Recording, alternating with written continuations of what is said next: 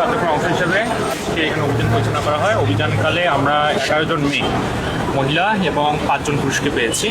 তো প্রাথমিকভাবে যেটা মনে হয়েছে যে এখানে অবৈধ কার্যক্রম, যে নারী প্রতিবন্ধন অবৈধ কার্যক্রম এখানে সংগঠিত হয়েছে। আমরা অন্য সময় আরও নজর দিতে রাখবো।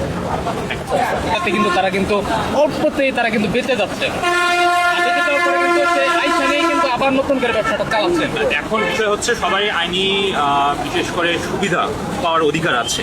দেখা যাচ্ছে কোর্টে যারা যাচ্ছেন, আমরা আমাদের এজাহার দাখিল করছি, তারা বিবেচনা করছেন সবকিছু বিষয়টি যে এই আইনের থেকে তাদের কতদিনের মধ্যে জামিন দেওয়া যাবে না যাবে সবকিছু বিচার বিশ্লেষণ করে তারা হচ্ছে একটা যথাযথ একটা ডিসিশন দিয়েছেন কোর্ট থেকে। সেই প্রেক্ষিতে তারা জামিন পেয়েছেন এবং তারা এসে তাদের কার্যক্রম, আমরা যদিও সেই সময় আমরা বন্ধ রাখছিলাম, হোটেলটা বন্ধ রাখছিলাম এবং তারা 3 দিন বন্ধ ছিল। সেই প্রেক্ষিতে তারা আবার দেখা গেছে মুচলেখা দিচ্ছে, মুচলেখা দিয়ে বলছে যে তারা সুষ্ঠুভাবে তাদের ব্যবসায়িক কার্যক্রম পরিচালনা করবে।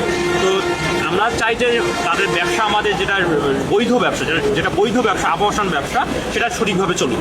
এক্ষেত্রে যেন কোনো অবৈধভাবে সেটার সুযোগ তারা নিতে না পারে। এই ব্যক্তিতে আমি যেটা প্রথমেই বললাম যে নিয়মিত কার্যক্রমের অংশ হিসেবে আমরা আজকে এখানে এসেছি।